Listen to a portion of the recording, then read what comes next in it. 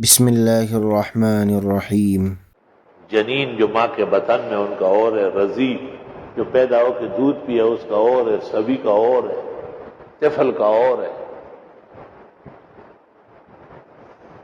ہر ایک کو اپنی شان کے مطابق خیر الرازقین رزق پہنچاتا ہے۔ والذین ہاجروا فی سبیل اللہ ثم قتلوا او ماتوا لیرزقنہم اللہ رزقا حسنا وهو خیر الرازقین۔ بہترین روزی رسا ہے، بہترین روزی رسا ہے۔ کہتے موسیٰ علیہ السلام ایک دفعہ اچانک شوق ہوا کہ اللہ تعالیٰ سے جا کے باتیں کرتا ہو، کوئی طور روانہ ہو گئے، اور حضرت موسیٰ کے کلام مع اللہ کا وقت آتا تو وہ کوئی طور جاتے، وہاں سے اللہ کی آواز آتی تھی اور کلام شروع ہو جاتا تھا۔ تو موسیٰ علیہ السلام کو راستے میں خیال آیا کہ یار گھر میں آٹا کھانے کا سامان بال بچوں کے لیے ہوگا یا نہیں، کیونکہ انبیاء امت پر رحیم کریم ہے تو اپنی اولاد کے حق میں تو یقینی بات ہے۔ حق تعالیٰ جو علیم بذات الصدور ہے، جب موسیٰ علیہ السلام پہنچے تو حق تعالیٰ نے کہا کہ اے موسیٰ، اور باتوں سے پہلے یہ پتھر کو لاٹھی لگاؤ، یہ ٹوٹ جائے گا۔ پتھر کو مارا، وہ ٹوٹ گیا، ایک اور نکلا، ایک اور نکلا، ایک اور نکلا، آخر میں ایک چھوٹا سا گٹھی نکلی، گٹھی۔ حق تعالیٰ نے کہا اس کو بھی توڑو۔ جب اس کو توڑا تو اس میں ایک کیڑا نکلا، یہ چینجیوں پڑ گئی۔ وَفِي فِيهِ نَبَتٌ طَرِيٌّ، اور اس کے منہ میں ہری گھاس، وَعَلَيْهِ قَطْرَةٌ، یہ قطرہ ادو پہ پرتے، یہ آپ کا کھانا اور یہ تھیلی کے اندر آپ کا پانی، کلوا واشربوا۔ موسیٰ علیہ السلام بڑے حیران ہوئے کہ پتھر کے اندر کیڑا ہے۔ حق تعالیٰ نے کہا اے موسیٰ، یہ کچھ کہنا چاہتا ہے۔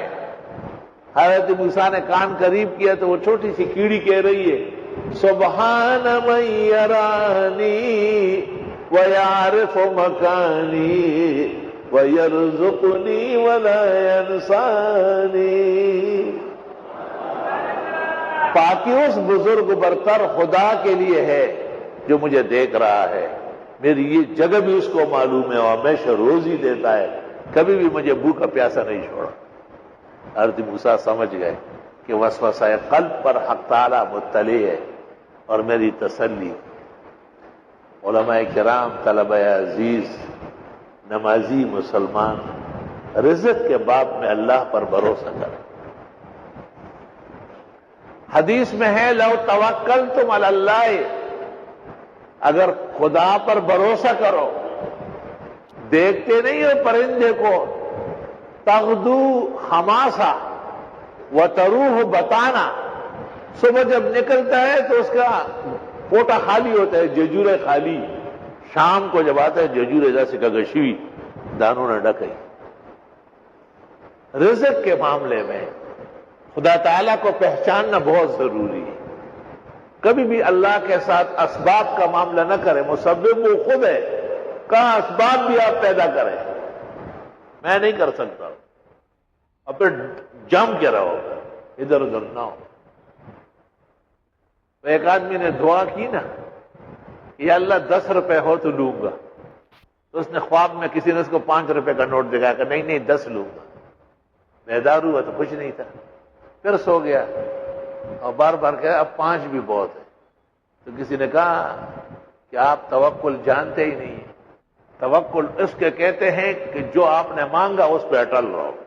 خدا کے ہاں 5 ہے اور 10 نہیں ہے، کیا ہے؟ تو آپ کے ایمان کا امتحان ہے۔ ابن عباس سے منقول ہے من استعان بغیر اللہ فقد ضل ومن استغنى بغیر اللہ فقد افتقر، جس نے خدا کے سوا اوروں سے عزت مانگی ذلیل ہو جائے گا، جس نے خدا کے علاوہ اور کسی سے غنا طلب کیا وہ ہمیشہ کی حاجت مندی میں مبتلا ہو جائے گا، فقد افتقر۔